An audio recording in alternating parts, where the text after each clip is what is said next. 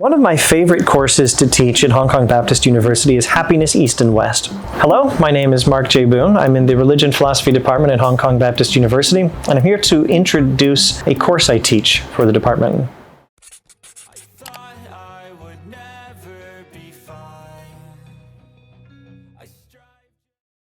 Here's the official course description. Everyone desires happiness, yet happiness is elusive. What is it, and how can it be attained exactly?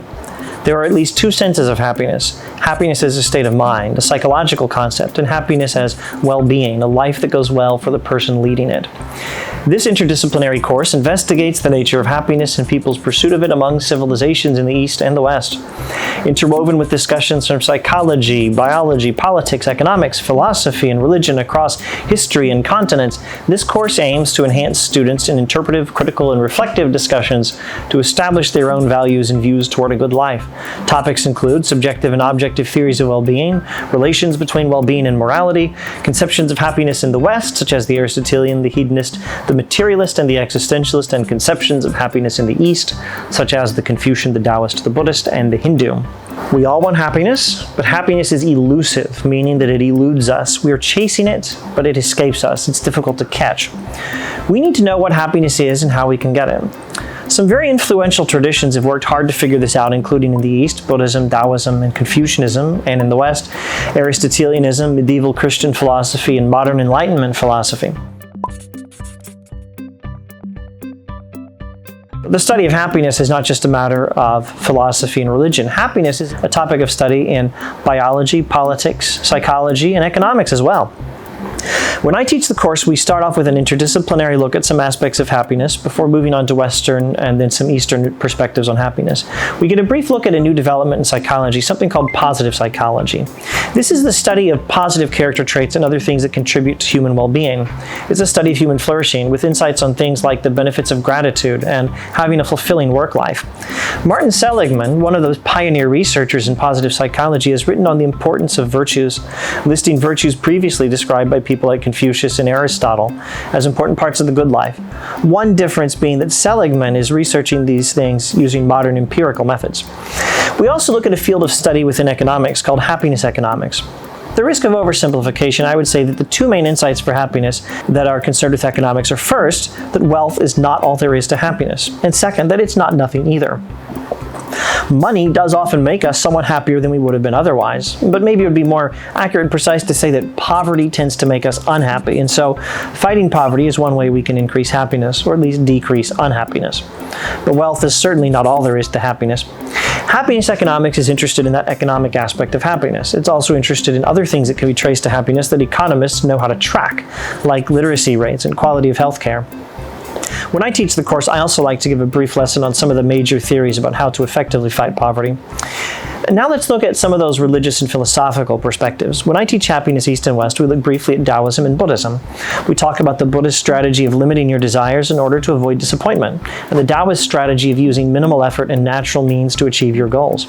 We also look at some virtue ethics traditions, Aristotle, and some classical readings from ancient Confucianism. We talk about the golden rule in Confucianism. Do not do to others what you want them to not do to you, and use your knowledge of your own needs as a guide in knowing how to treat other people. And we talk about the Aristotelian idea of the proper function of the human being. Virtue is living according to this proper function. We also look at several other Western philosophies, Augustine's Christian philosophy, existentialism, and a brief survey of Epicurus, Stoicism, Immanuel Kant, and John Stuart Mill. Augustine explains how happiness depends on enjoying that which is good, and there is nothing more good than God. God is infinite goodness, so happiness depends on learning to love God as we ought to. But people aren't left out of this ethics. Happiness needs the two great biblical commands, love God and love other people. God is the greatest good, but people are still great goods. Existentialism is an outlier in this course. It's the only perspective that does not recognize any objective facts about the purpose of human life. Instead, existentialism says we get to choose for ourselves, on an individual basis, the purpose for our own lives. And that's what Jean-Paul Sartre says when he explains existentialism. Albert Camus, a philosopher with some similar views, is more directly focused on happiness. He says life is absurd, and the correct response to that is to keep up the struggle. Joyfully defy the absurdity of life and keep living it. Above all, do not try to escape through suicide. Epicurus is a materialist, telling us that all is matter, and the good life involves learning not to fear the gods, which do exist, not to fear death, and living a life of virtue so as to have as much pleasure and as little pain and anxiety as possible. Stoicism also tells us that virtue is necessary for happiness, and the only thing necessary is the only thing we have complete control over, and the only thing we need to be happy. Kant talks about moral law, and he wants us to always do what's right regardless of whether it makes us happy, but he also thinks that this sort of morality is the best way for us to become happy. And Mill thinks happiness is the purpose of life. Happiness means having pleasure and not having pain. But that does not mean we personally pursue as much pleasure as possible. It means, among other things, that we follow the golden rule: love your neighbor as yourself, since the happiness of everyone matters. It also means we should aim for intellectual pleasures more than for physical pleasures, because intellectual pleasures are the best kind. And what do we learn from all this? First, there's a lot that's relevant to happiness. It looks like every aspect of human life is relevant to the good life for humans, not surprisingly. Second, it doesn't look like a simple definition of happiness as a state of mind is going to work. Happiness, nearly every major perspective agrees, is either a state of well-being or a state of mind that we can only reach if we have the right sort of well-being. Third, while there are different emphases and sometimes some disagreements, these different traditions tend to agree, not a universal agreement, but a very broad agreement among the different perspectives we study in this course, on some important life lessons about what's right and what leads to happiness. One is that what's right and what leads to happiness tend to be the same thing. We are much more likely to be happy if we do what is right and don't care only about ourselves. Another is that the golden rule matters a lot. Do to others what you want them to do to you. Do not do to others what you want them to not do to you. Love your neighbor as you love yourself. A third one is that the virtues matter.